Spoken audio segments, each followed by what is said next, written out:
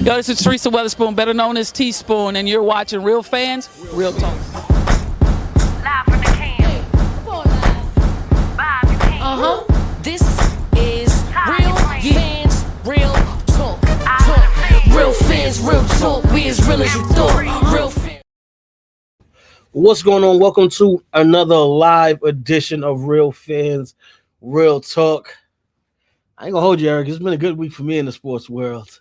But I ain't gonna bring nothing up, because if I bring something up, then everybody gonna say I'm bringing stuff up. So I ain't even gonna bring nothing up. I'm just gonna say it's been a good week in the sports world for me. But NBA is going down.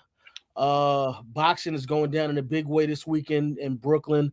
Back at the Barclays Center, where you and I have frequented on many occasions. Some things going on in football. We're getting ready for this draft coming up. I'm seeing a lot of mock drafts out there. I'm trying to see who the Giants are going to take. But before we get into all of that, let me introduce my co-host, my brother, Eric Sanchez, a.k.a. Legend in Two Games. What's going on, man?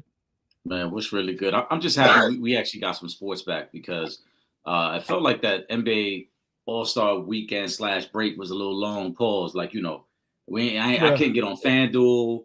I was trying to figure out what I could place a bet on aside from college sports, and some hockey. So it was a very, very dark time, Trip. Them couple days with no NBA. So I'm just glad we back to it. Yo, I'm gonna tell you one thing. I know as you only betting, wasn't no bets in because it wasn't no games. But had they shut down FanDuel like they shut down TikTok, guys would have went crazy.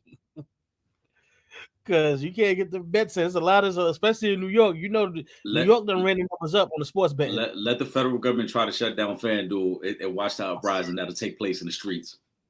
Yo, it's gonna be a mutiny out here like that.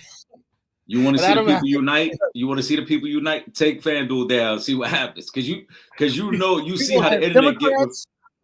Republicans, you have VLS, you have everybody in the uproar.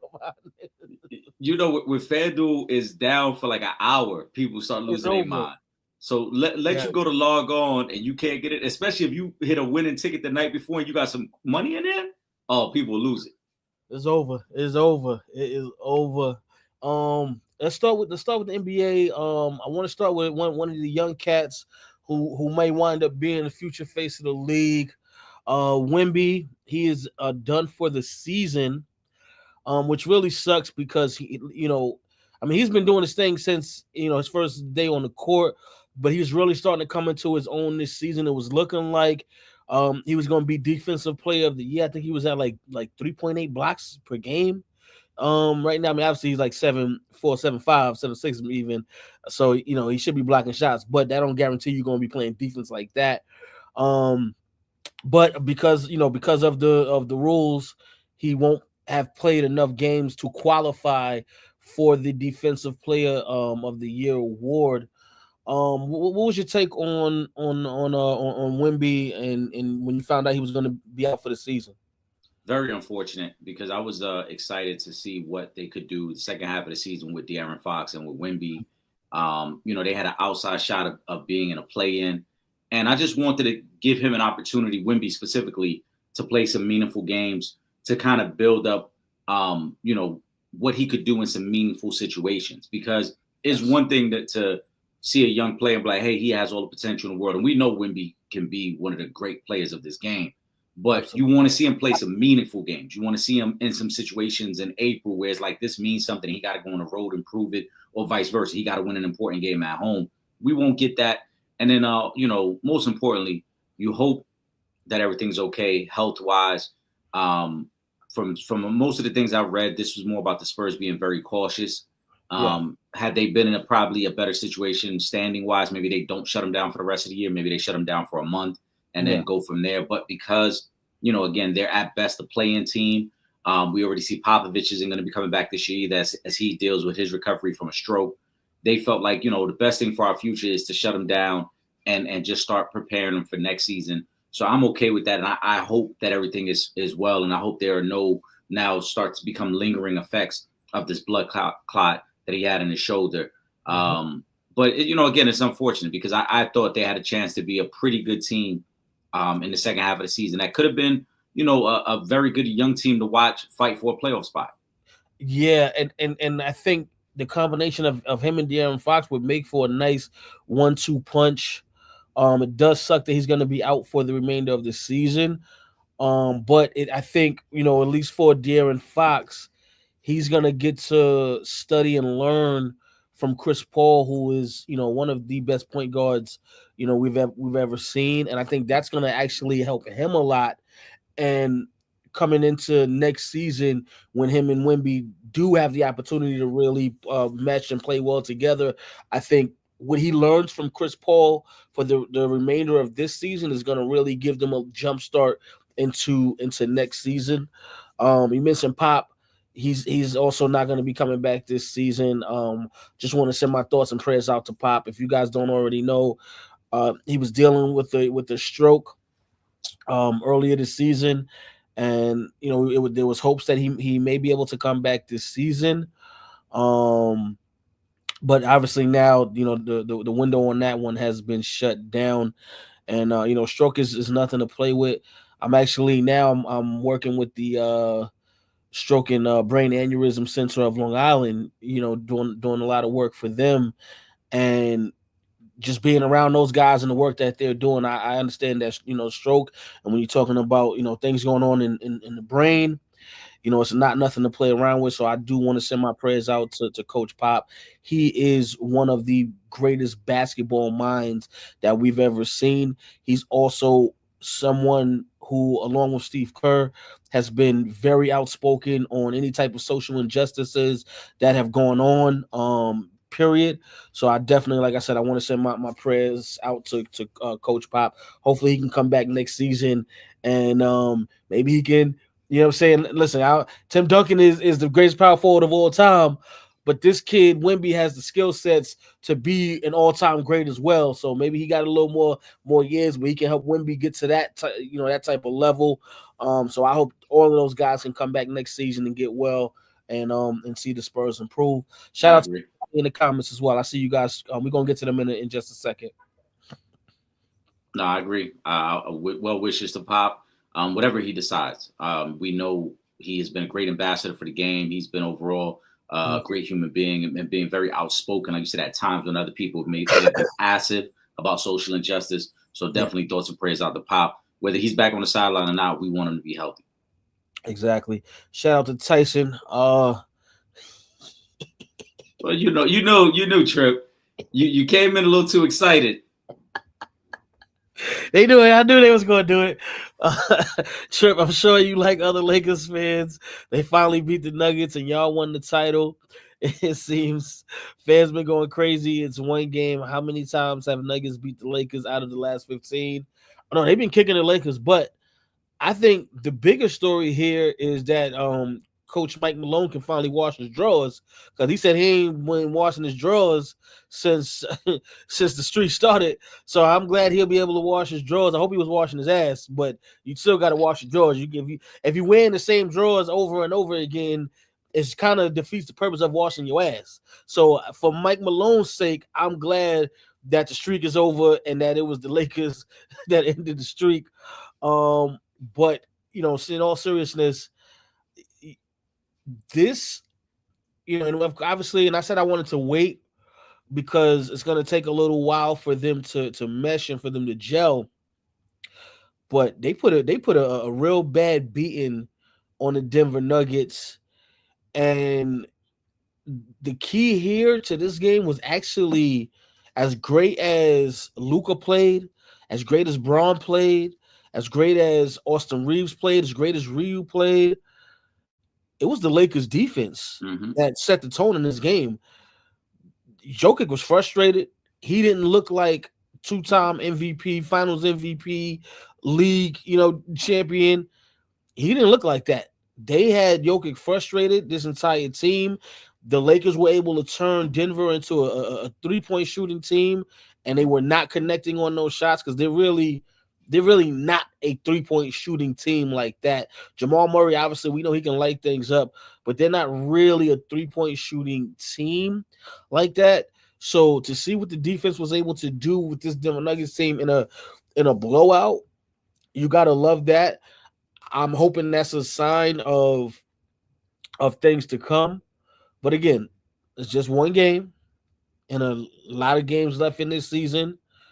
Um, but I like what I've seen thus far from the new Los Angeles Lakers. Yeah, I mean, as you said, it's one game. I've said, and I'm going to continue to have the stance since the trade happened. The Lakers are trying to build something for the future. Yes, they're going to be a playoff team this year. That's what it looks like anyway. Right now, they're currently in the 4th seed. Record-wise, they're tied with Houston, but they got the tiebreakers. It was a good win for them because Denver has had their number for the last few years. More importantly, as you mentioned, they found a way to limit Joker, even though it's a triple-double in terms of stats. His impact wasn't as great as it had been in the past. So if you're the Lakers, you love to see that. But if you're a Laker fan and you're getting overly excited about this game, it's more so because you want to believe that this team has a chance to make a deep playoff run. And I don't believe that. I don't think this team has a chance to make a deep playoff run. I think they're trying to build something and they're trying to figure out the right pieces they can put around Luka long term. And in the short term, if we're a playoff team, if we find a way to win a series or two, great. But that's not their overall goal. So I wouldn't get too excited about it. The one thing I will be paying attention to, though, the Lakers got the next 5 games at home. They've been very good at home this year, 19-7. They're 2 games behind Denver for the 3rd spot. If the Lakers find a way to really get going during this homestand, then they got a potential to get to the 3 seed. And then we could probably talk about, all right, could the matchups work in their favor? But right now, I think the next 5 games will be very telling as to what type of Laker team we're going to get. Because I think there are going to be moments of inconsistency because they just haven't played enough together. Yeah. And they don't have all the pieces yet to make it really work. As you mentioned, we talk about Denver shooting. I don't think the Lakers have all the 3-point shooting that they really need around Luka. They still don't have the big that they thought they were going to get with Mark Williams when that trade got rescinded. So I think the next 5 games will tell us more about if the Lakers could be a team that could make noise this year, or if they're just going to have moments here and there where Luka and LeBron maybe could dominate, but maybe not good enough to really put you in contention. Yeah, and I agree. Excuse me. Shout out to Brandon Chambers as well. Lakers need to wait 20 games before y'all get excited. Exactly. That's why I said, yeah. Obviously, I'm just I'm trolling a little bit, but yeah, it's just one game. I said from before, once the trade happened, I said we got to give it about a month or 2 before we could really assess this situation, because the pieces that were traded, when you're talking about Luka and Anthony Davis, what they do on the basketball court is so far on, polar opposites on the spectrum. You really have to kind of wait and see what's going to happen. Granted, they've actually looked good coming out the gate. Will they be able to sustain that is the question.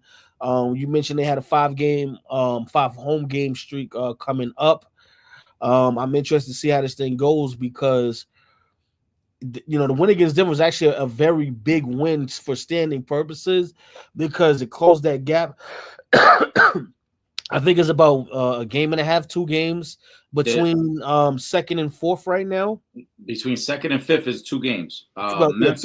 Memphis and Denver, same identical record, but obviously Memphis has a tiebreaker, and then Lakers and Houston, same thing. Tiebreaker goes to the Lakers. So, it's a 2-game difference between being a number 2 seed or being a number 5 seed. And like I said, if the Lakers can have a good homestand right now coming up, and it's not an easy homestand. There's some good, tough games in there as well.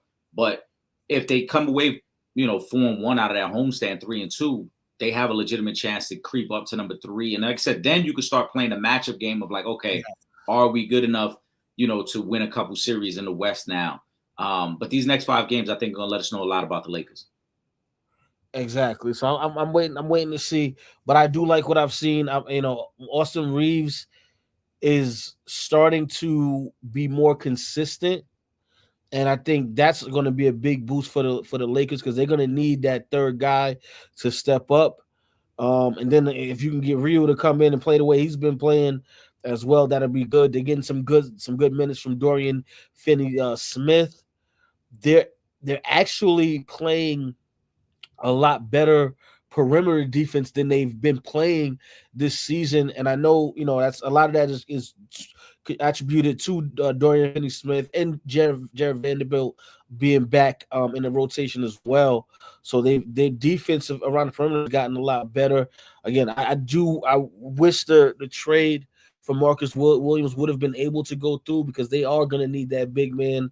Yeah, they got the job done on Denver today, but things would be different, I'm sure, in the 7-game series. So we got to wait and see. But again, I'm glad that where they're starting at. I like it a lot for the Lakers. Let me go to Miguel.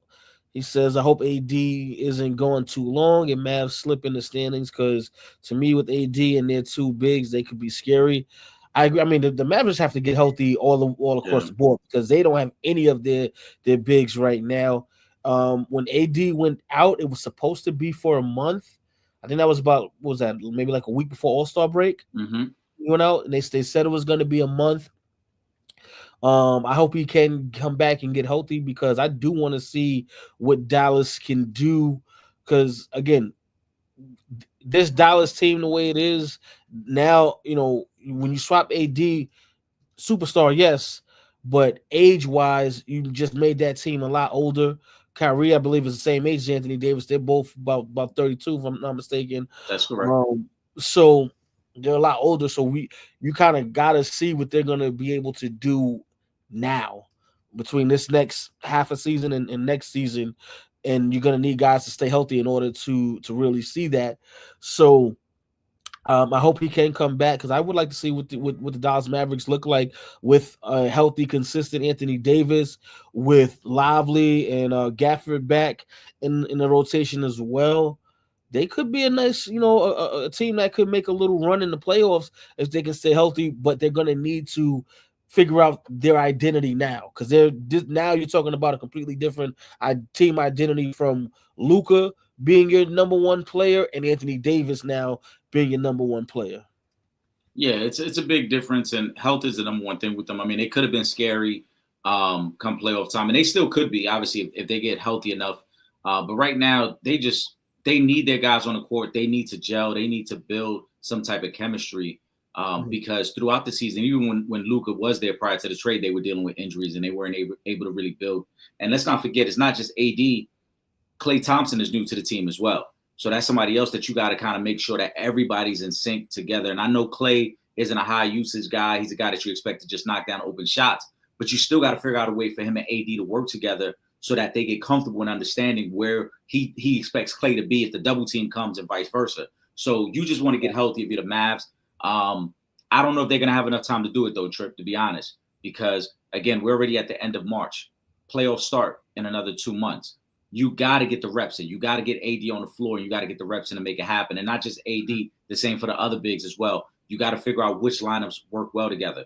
Who is comfortable playing next to AD and understanding the spacing for AD to go to work. So they got some questions that they got to answer before we could even really talk about them being as scary as we think they could be. Exactly. I agree. Let me go back up to the top. Shout out to Dion Hoops page, man. What's going on? Man, Jimmy Butler is a game changer, and he has gave them their joy back, and they feel they can beat anyone. And Curry gets rest and is on the tear.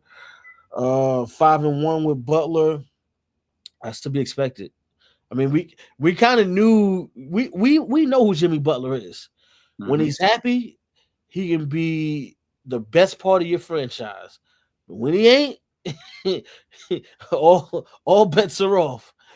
You make the trade for Jimmy Butler to a championship caliber team. Obviously, this is not the same Warriors team, definitely not from the Durant years, but not even from the Celtics years, but they still have that mentality. You still have one of the best coaches to date in Steve Kerr. You still have the best shooter God ever created in Stephen Curry. You still have Draymond Green, who's a serious jack of all trades and can do a lot of different things. And then you got a couple other guys. You got Buddy Hield out there. You got a couple of young cats that can make things move and shake. And you added Jimmy Butler, who is one of them ones. And what you have now is a motivated Jimmy Butler who is ready to make that next push.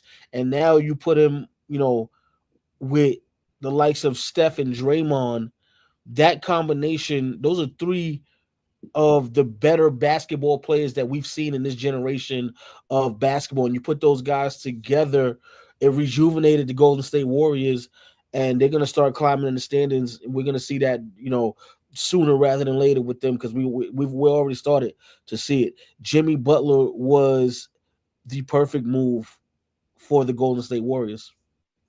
It was a great move for them. The toughness that they needed, a great fit, because as we talk about with the Warriors, they just needed somebody else who could take some pressure off Steph, right? And in late game execution, now they actually have a guy that in the half court can get his own offense, and then can also play off the ball while Steph is coming down off screens and running the baseline and working the baseline.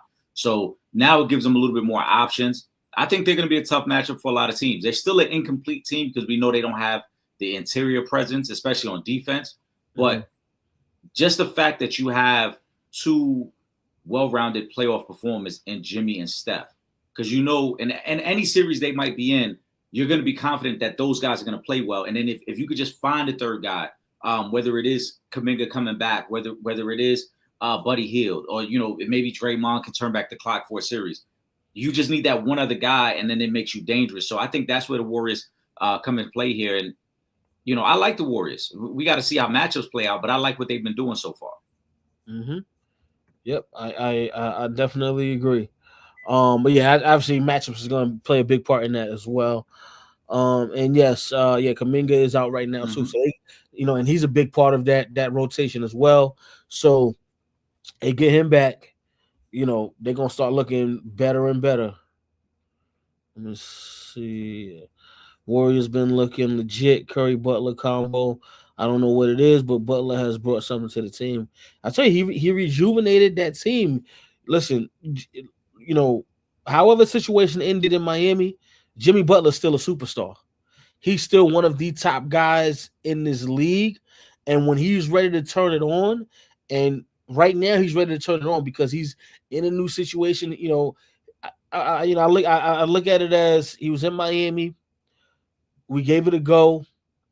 Got to the finals twice. We couldn't get it done. He gave all he could over there. Now he's ready to move on and try something different.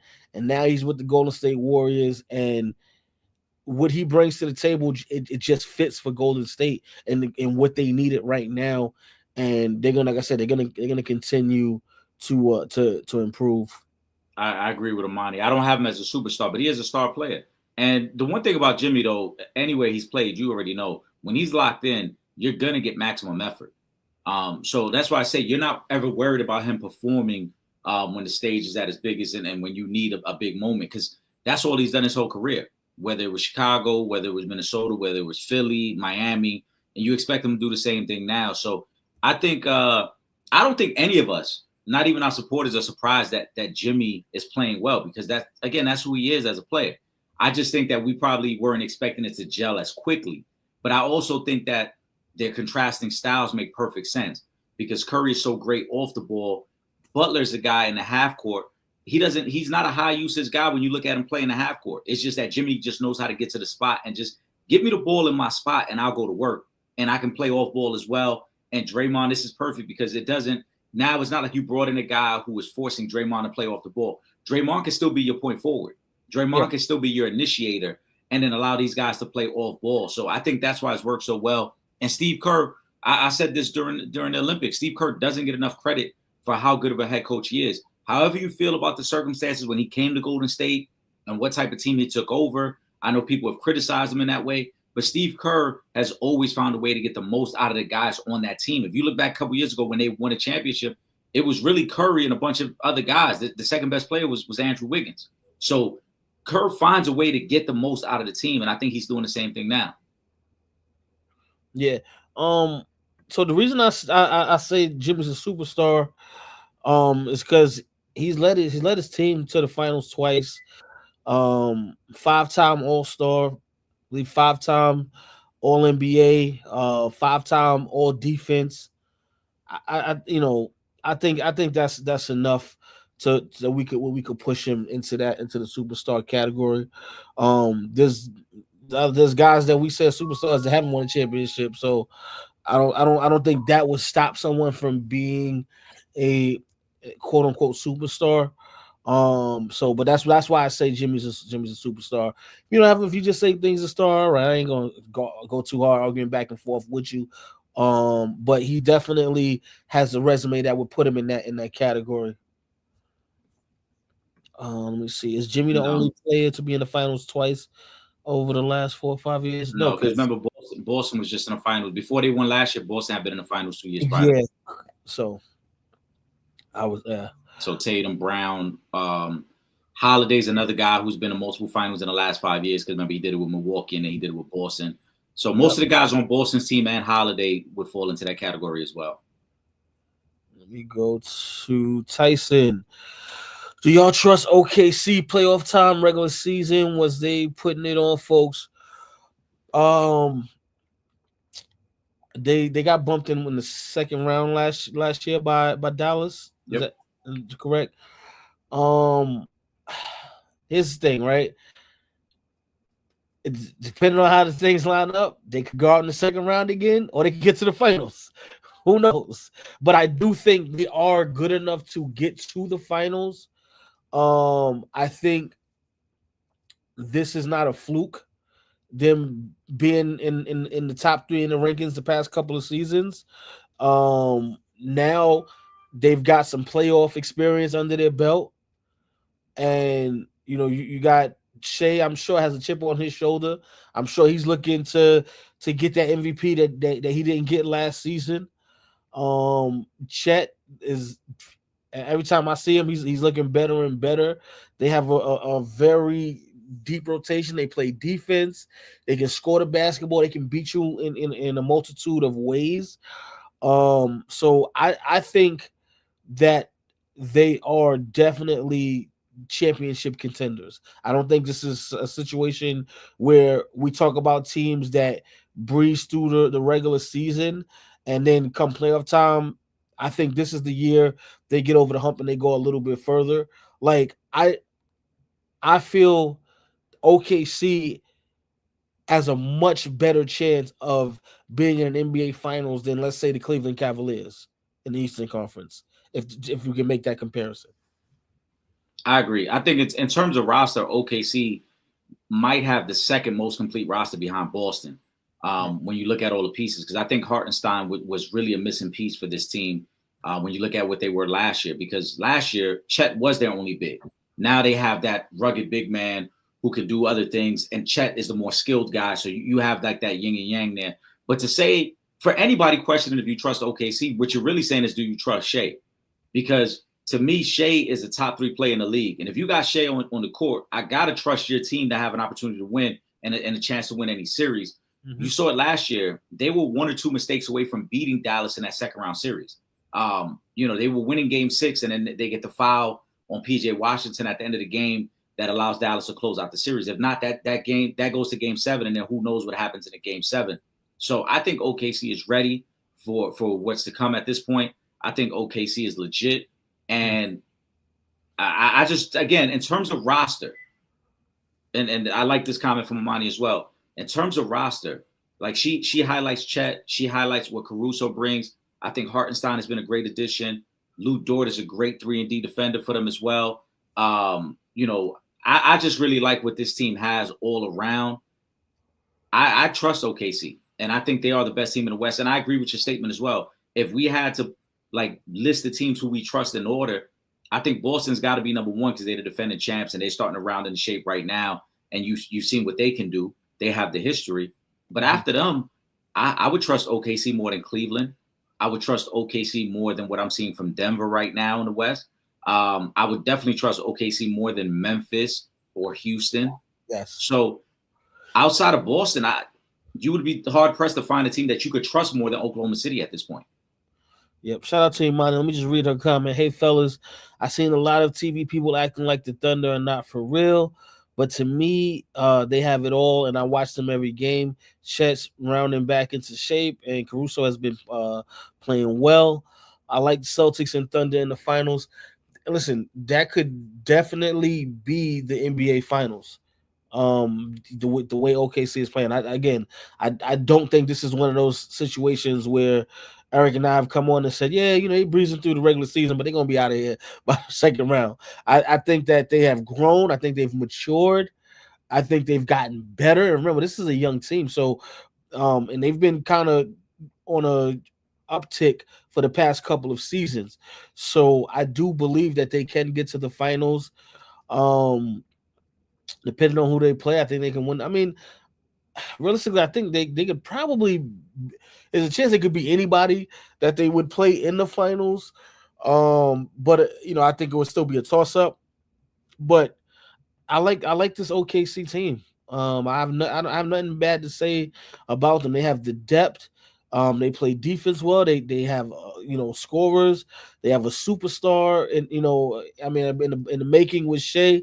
But I mean we may be after this season, because I think if he does get the MVP, you got to give him his just due and put him in that category. But yeah, I think they can get to a finals, and they can win one. They're legit. Yeah, again, you look at their roster, man. There aren't many weaknesses on this team. Their ability to play defense on the perimeter.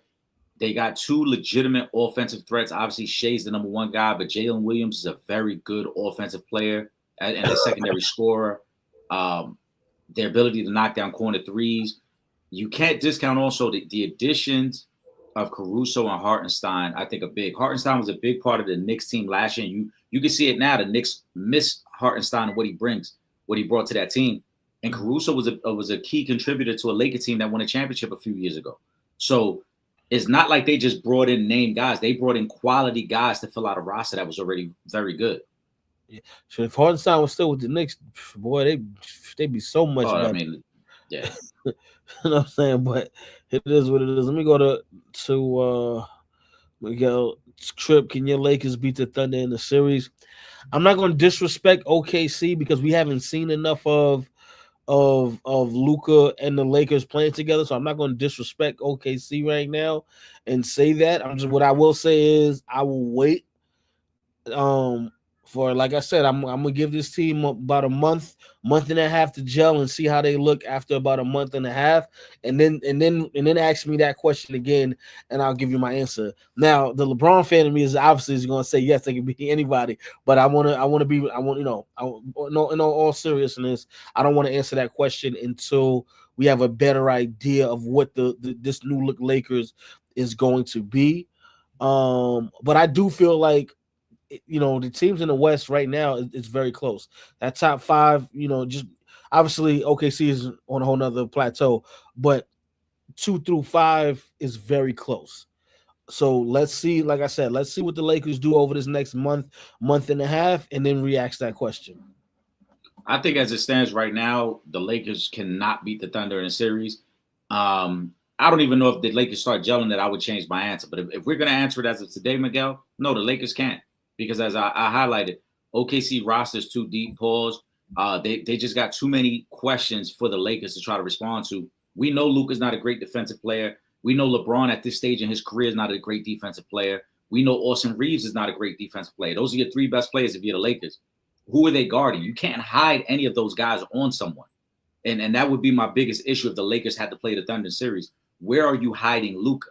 Because it's not like last year's Dallas team that had all that, interior presence with Lively, with Gafford, and then with PJ Washington. They had guys that they could hide Luka and be like, all right, Luka doesn't really have to get exposed here. We can hide him on somebody. With OKC, they don't have that now. So to me, that would be a really bad matchup for the Lakers. And on the flip side, if you're OKC, you love the fact that, Luka's probably going to get his, but guess what? We have guys that we can put Caruso on Luka. We can put Dort on Luka. You know what I'm saying? We could do some different things there to try to limit what Luka can do. So I would love the Thunder in that series. And that's not just, like I said, that's not even projecting. Even if the Lakers get hot, I still like the Thunder. Let me go to Ray's question. Don't the Thunder have maybe the best gym in the game? Heard it's possible they can get a lottery pick. I mean, just look what they've been doing from the Shea trade.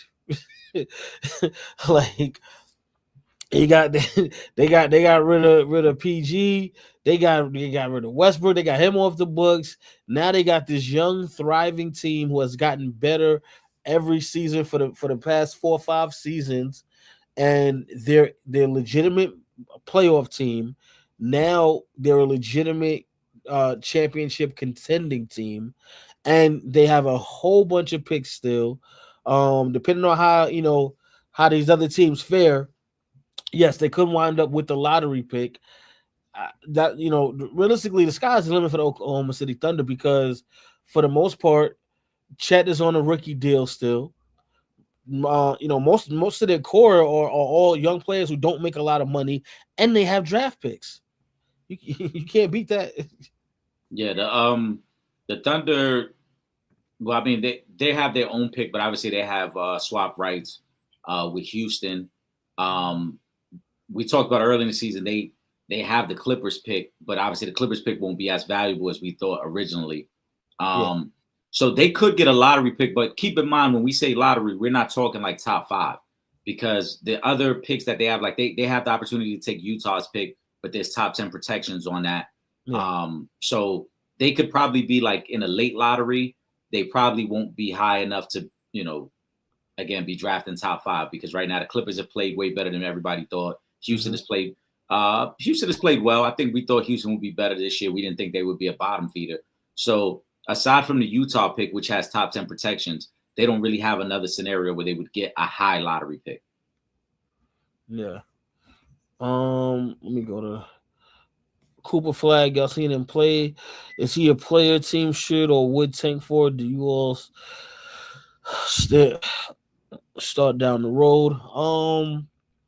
Well, first of all, I don't think you should be taking in basketball anyway, since it's not like football where if you get the worst record, you guaranteed the number 1 pick in the draft. So I just like that's for me. I just never really like when people say taking in the NBA because of that, because you could have the worst record in basketball in draft 6. In draft 10 and draft 13, is all how them ping pong balls fly out of the machine is contingent on what you do. So the reality is it doesn't even make sense to tank. So nobody really worth taking for in the NBA because it's not a guarantee that you're going to get the player that you want. So and I do think it's not disrespect to Cooper Flex. I think he's nice, and I think he most likely will want to be in the number 1 pick in the draft. If not, I don't think he goes. I don't think we get to the 3rd pick and he's still on the board. But again, I don't think anybody's worth taking for because it's just your percentage goes higher, but it's not a guarantee. So why would you just lose games just to lose games?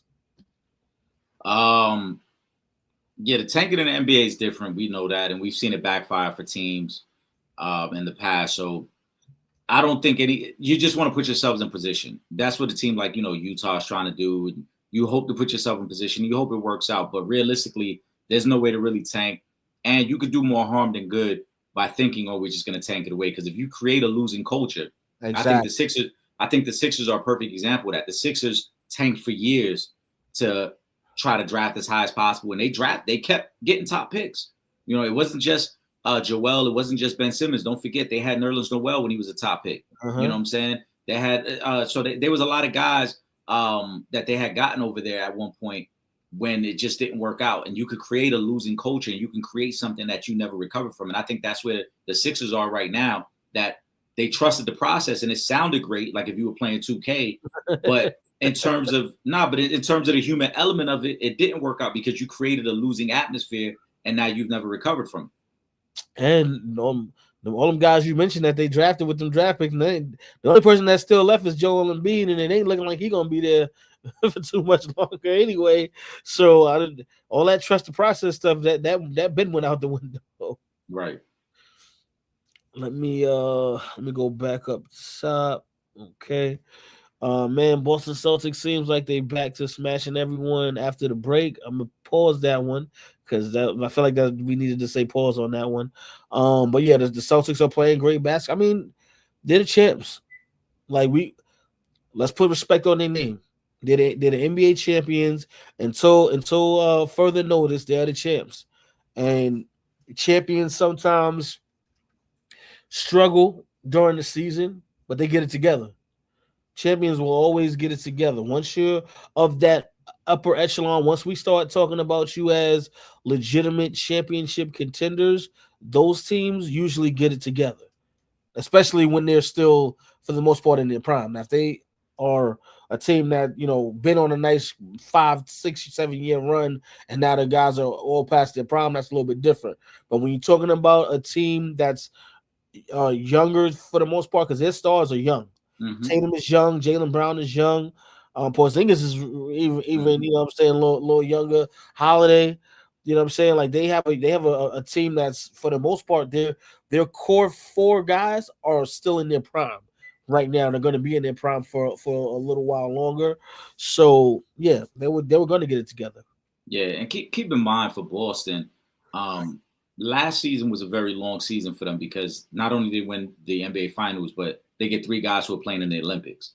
So they never really got an off season. So you knew at times there might be some fatigue, and we just gotta get focused again. And I think that's what the All-Star break allowed them to kind of get focused again. Also, as you mentioned, Trip, they got their core guys who are all in their prime, but their core guys have all been a part of some deep playoff runs because this group has been together for 2 NBA Finals runs, multiple Eastern Conference Finals runs. So they've had some deep playoff runs over the last 5, 6 years. So you knew at some point the fatigue and just a lack of focus was going to kick in. But now it just seems like they understand, hey, we're getting closer to the finish line. We got to lock in. We got to start making our mark right now. And that's what they're doing.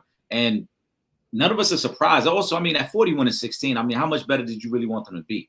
I don't think they were going to be the 73-9 Warriors. You know what I'm saying? So 41-16, they're a very, very good team, regardless of some of the struggles they've had at points this year. Yeah, I agree. Shout out to the Celtics, man. They out here hooping again. Hold on, let me go. I seen something up here. I think one of these questions was for you, Eric. I'm gonna let you take this one. What's your thoughts on the Knicks right now? Very simple.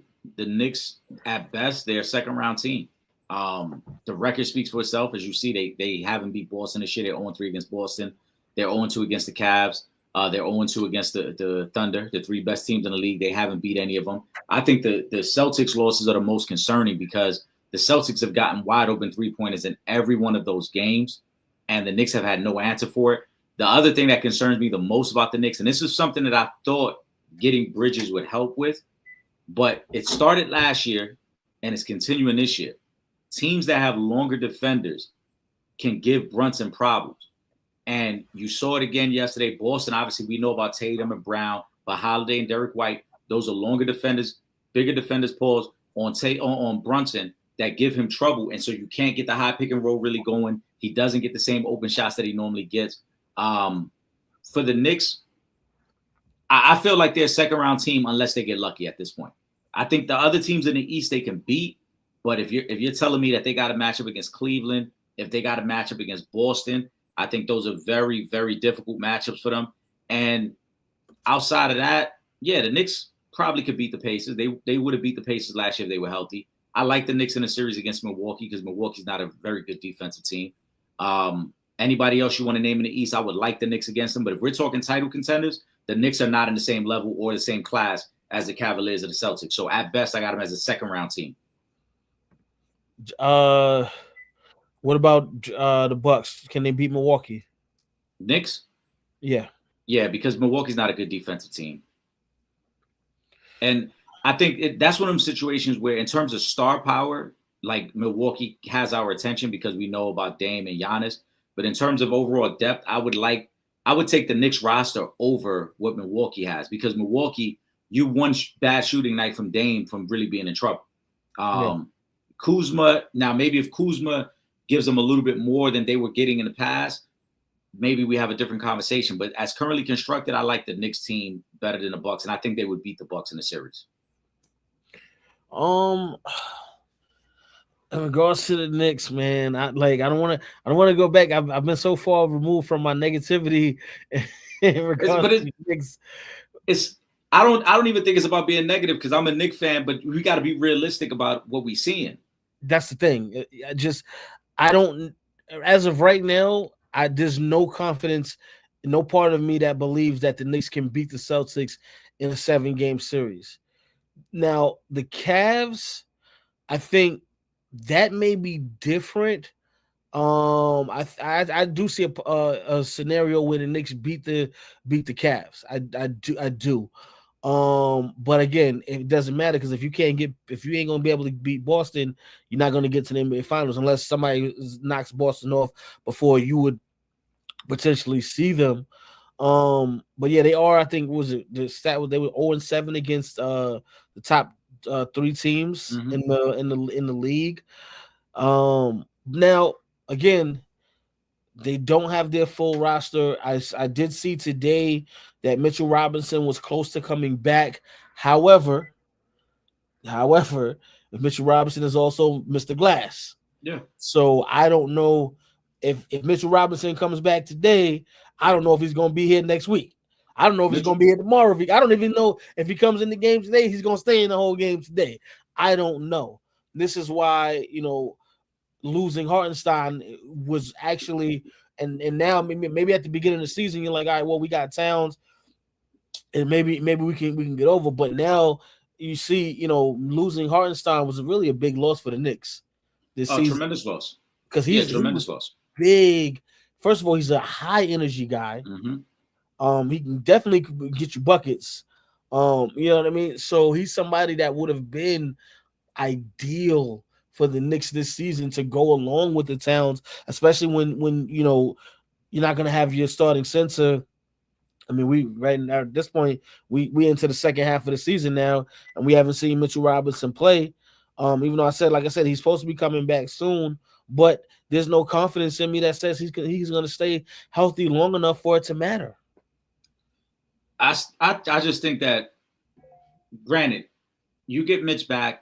Yes, it makes your team better. It makes your interior defense better. And it gives you more options with your lineups, right? Because right now, Tibbs is very limited in any other big pause that he can bring into the game outside of Towns and Precious Achiuwa, right? Yeah. But the one consistent in every one of these Boston games is the amount of wide open threes the Celtics are getting. And Mitch doesn't change that. Mitch doesn't change what you're able to do on a perimeter defensively. So to me, the Celtic thing doesn't change at all. I thought the Knicks played the Celtics far better last year than they have this year. Yeah. I've said it. When we had Cole on the show, I said it. And I love Josh Hart. But I would have loved the Knicks to make a move to try to go get a guard and bring Hart off the bench because I just think Hart's energy and his rebounding were better with that second unit. Right now, offensively, it was evident in that game against Boston yesterday. The Knicks' offense is one of two things. It's either Brunson running high pick and roll with Karl-Anthony Towns, or it's Josh Hart taking a rebound and then trying to create a one-man fast break. They have no other creativity in their offense. And this is why, like I said, I thought Bridges was going to help with that a little bit more. To me, Bridges, the raw numbers look good, but Bridges has been a disappointment because he doesn't create offense the way he did with Brooklyn. He doesn't shoot the three as well as he did with Phoenix a couple years ago. So it's almost like he has moments where you're like, oh, yeah, he looks good today. But then he'll go through stretches where it's like, bro, it's midway through the third quarter. You got 4 points. Like you've had no impact on the game, and you were supposed to be our third scorer to go with Brunson and Towns. So getting Mitch back, it helps the roster, and it helps certain situations, but I don't think it helps you against Boston. When Cleveland made the move for DeAndre Hunter, my initial reaction was like, that's a problem for the Knicks because now that becomes another athletic defender that can play on Brunson. Yeah, that's another guy now that you could say, hey, guard Brunson for the next 4 minutes and just challenge all the shots and make it very difficult for him to get his offense going. And that's the aspect I thought Cleveland didn't have. Now they added that to already go with all the link pulls that they had with Mobley and Allen. And now you got a perimeter defender who can chase Brunson around. That's a terrible matchup for the Knicks. So I stand on what I said, man. That anybody else, I'll probably take the Knicks to win the series. But if we're looking at second round matchup against Cleveland or Boston, that's probably where our season ends. Let me ask you this. Does DiVincenzo make a difference in a series versus either one of those two teams?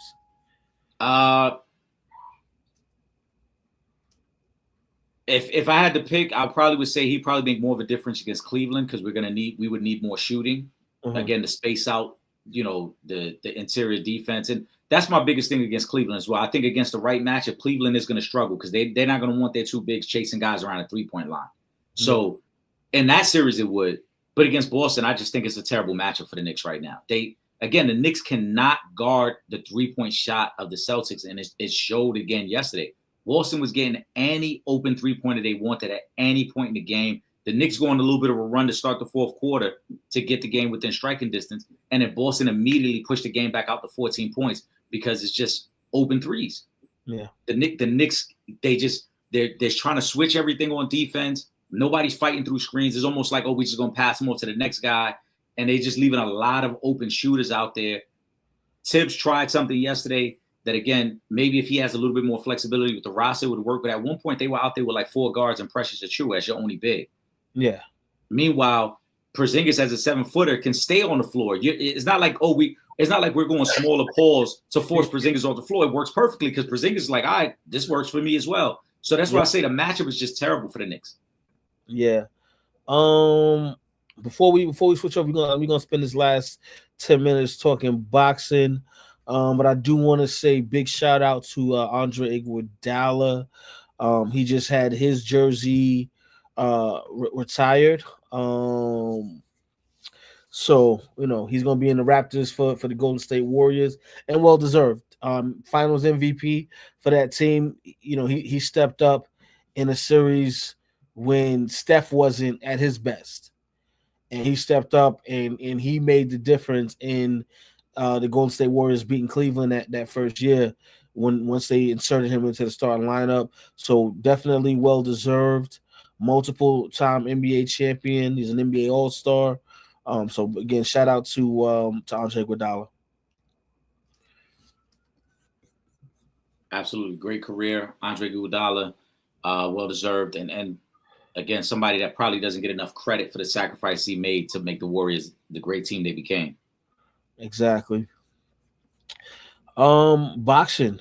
We had a big weekend in boxing, and we got a big weekend coming up in boxing.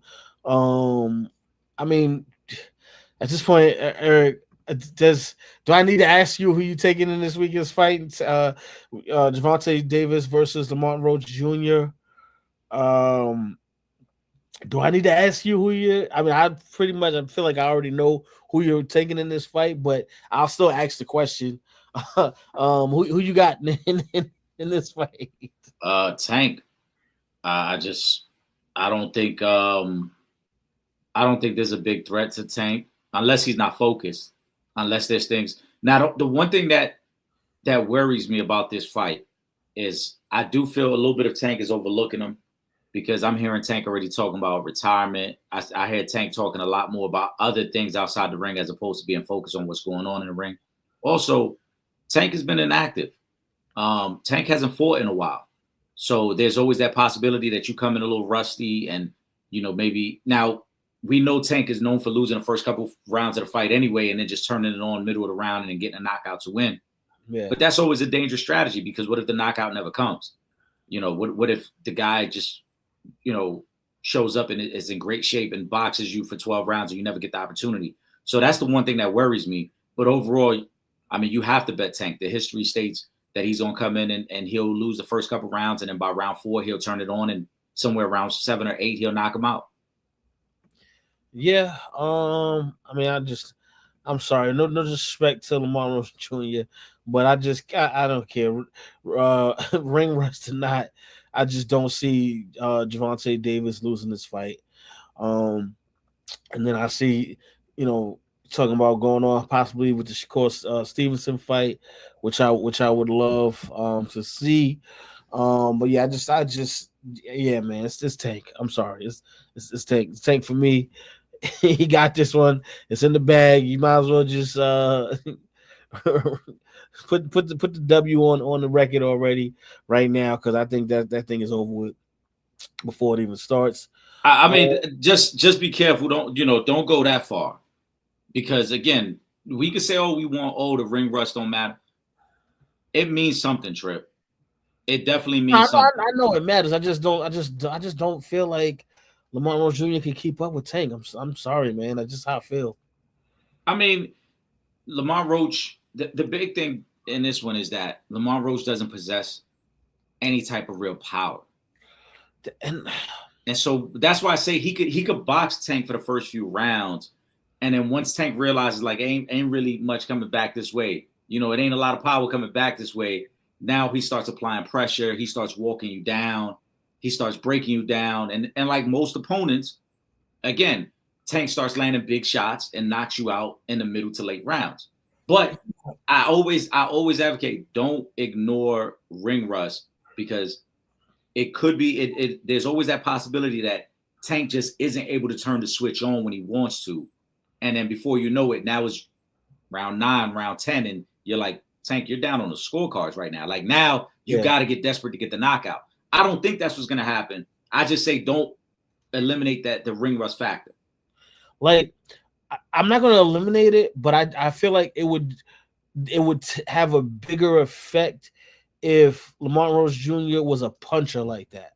Like, if you're talking about a Pitbull Cruz, a Ryan Garcia, if you're talking about guys that have that type of punch power, then I would say, yeah, you got to really look into how long he's been out the ring.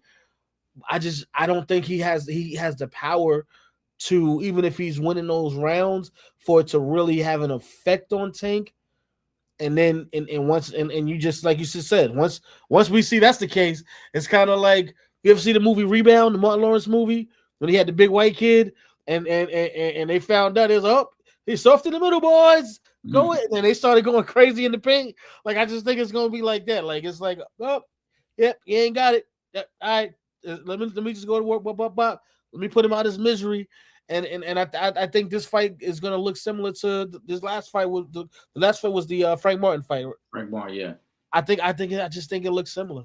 Yeah, that's why I said that too. That once he sees that Lamar Roach doesn't have any pop coming back the other way, then it's like, all right, we just gonna start walking you down and start punishing you, and then let's get him up out of here. To play devil's advocate though, because like I said, I talked about ring rust. It goes both ways because I had to look back. Lamar Roach ain't fought in a long time either, so it's not like he's been very active over the last year. Exactly. Both these guys haven't fought since June, so I mean, it's ring rust both ways. That did make sense about the ring rust. Yeah, now might as well bet the ticket. Tank by TKO is probably minus 1,300 at this point. Just bet it all on Tank at this point. All right, it is what it is.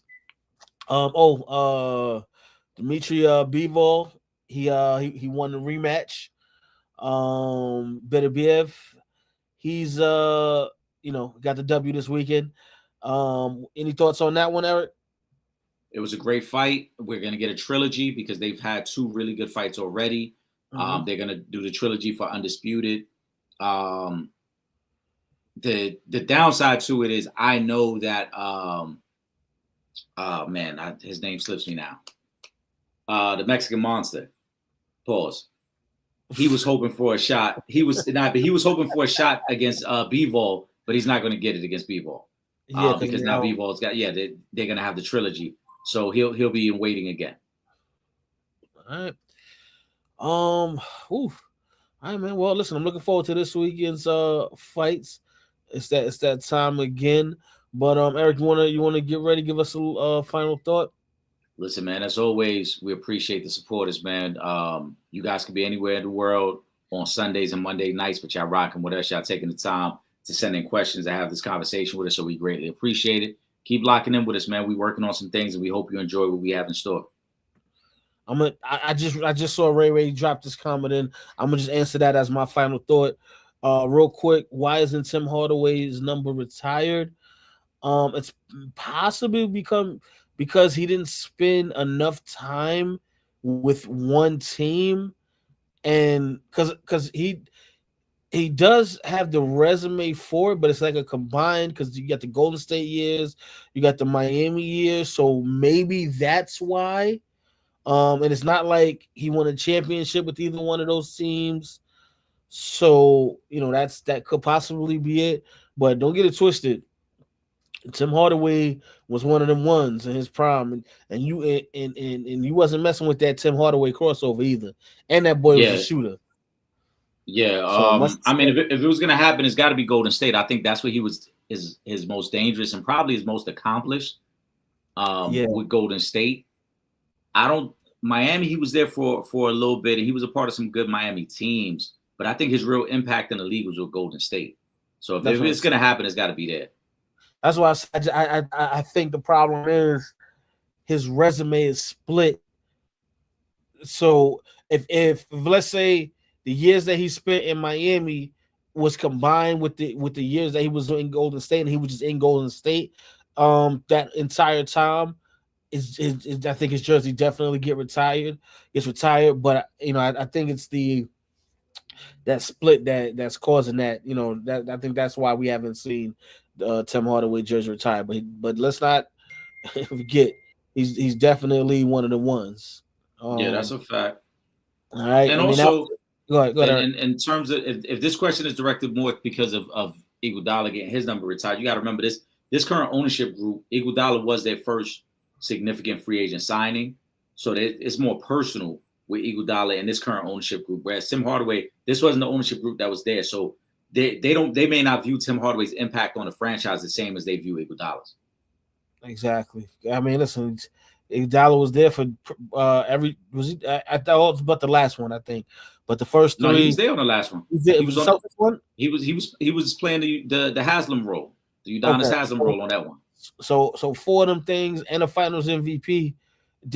If he only spent that time there, and that's his resume, yes, it is. Once you get that Finals MVP, that's pretty much your stamp in the Raptors, right there. Yeah. So big shout out to Iggy again on that one. Shout out to Tim Hardaway as well, and shout out to y'all, man.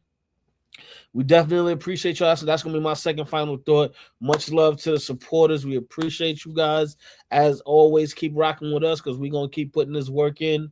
With that being said, make sure you follow us on all our social media. Instagram, Twitter, at Real Fan Talk. Facebook.com /Real Fans Real Talk. Subscribe to the YouTube channel, youtube.com /For the Fans Productions. And also, don't worry if you're not in New York City and you can't watch us on Verizon 43 from 8 to 9 p.m. on Thursdays, you can still click that website, realfansrealtalk.com. There's a red button right on the homepage. You can click that and watch from anywhere in the world.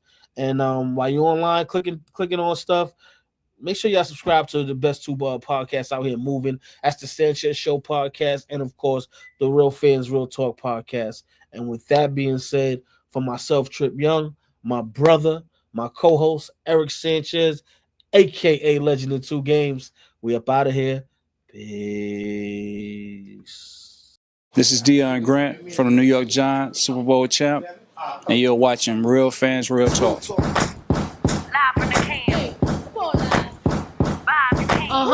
This is Real Fans Real Talk. Real Fans Real Talk. We as real as you thought. Real fans.